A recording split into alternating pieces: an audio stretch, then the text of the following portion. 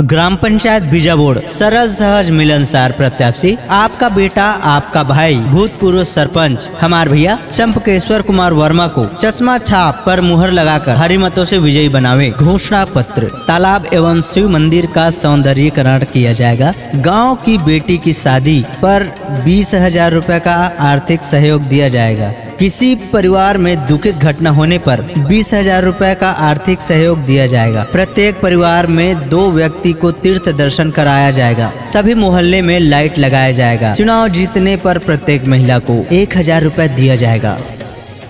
हमर चंपकेश्वर भैया ला जिता देह संगी, हमर चंपकेश्वर भैया ला जिता देह संगी। अरे हिला मुखिया बना देहना, गांव के सरपंच बना देहना, गांव के सरपंच बना देहना, गांव के सरपंच बना देहना, गांव के सरपंच बना देहना। हमर चंपकेश्वर भैया ला जिता देह संगी, हमर चंपकेश्वर भैया ला जिता देह संगी। अरे हिला मुखिया बना देहना, गांव के सरपंच बना देहना। तालाब एवं शिव मंदिर का सौंदर्यीकरण किया जाएगा। गांव की बेटी की शादी पर 20,000 रुपए का आर्थिक सहयोग दिया जाएगा। किसी परिवार में दुखित घटना होने पर 20,000 रुपए का आर्थिक सहयोग दिया जाएगा। प्रत्येक परिवार में 2 व्यक्ति को तीर्थ दर्शन कराया जाएगा। सभी मोहल्ले में लाइट लगाया जाएगा। चुनाव जीतने पर प्रत्येक महिला को 1,000 रुपए दिया जाएगा। चंपकेश्वर भैया विकास कराही, गांव गली माँ खुशहाली लाही। चंपकेश्वर भैया विकास कराही, गांव गली माँ खुशहाली लाही।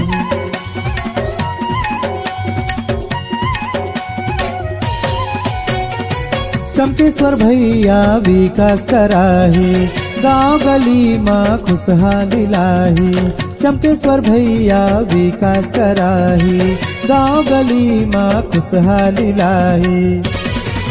हमर चंपकेश्वर भैया ला जिता देह संगी, हमर चंपकेश्वर भैया ला जिता देह संगी। अरे हिला मुखिया बना देहना, गांव के सरपंच बना देहना। तालाब एवं शिव मंदिर का सौंदर्यीकरण किया जाएगा। गांव की बेटी की शादी पर 20,000 रुपए का आर्थिक सहयोग दिया जाएगा। किसी परिवार में दुखित घटना होने पर 20,000 रुपए का आर्थिक सहयोग दिया जाएगा। प्रत्येक परिवार में 2 व्यक्ति को तीर्थ दर्शन कराया जाएगा। सभी मोहल्ले में लाइट लगाया जाएगा। चुनाव जीतने पर प्रत्येक महिला को 1,000 रुपए दिया जाएगा। हमार भैया चंपकेश्वर कुमार वर्मा को चश्मा छाप पर मुहर लगाकर हरी मतों से विजयी बनावे। घोषणा पत्र। गांव में शासन के योजना ललाही, गांव के हित माँ विकास कराही। गांव में शासन के योजना ललाही, गांव के हित माँ विकास कराही।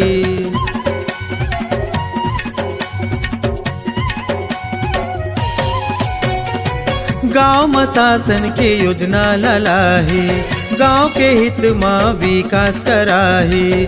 गांव में शासन के योजना ललाही, गांव के हित माँ विकास कराही।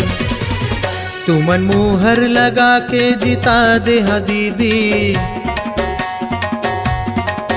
तुमन मुहर लगा के जिता देहा भैया। अरे हिला मुखिया बना देहना, गांव के सरपंच बना देहना। चंपकेश्वर भैया ला जिता देहना, गांव के मुखिया बना देहना, गांव के मुखिया बना देहना। हमर चंपकेश्वर भैया ला जिता देह संगी, हमर चंपकेश्वर भैया ला जिता देह संगी। अरे हिला मुखिया बना देहना, गांव के सरपंच बना देहना। चंपकेश्वर भैया जिंदाबाद, चंपकेश्वर भैया चश्मा छाप, चश्मा छाप।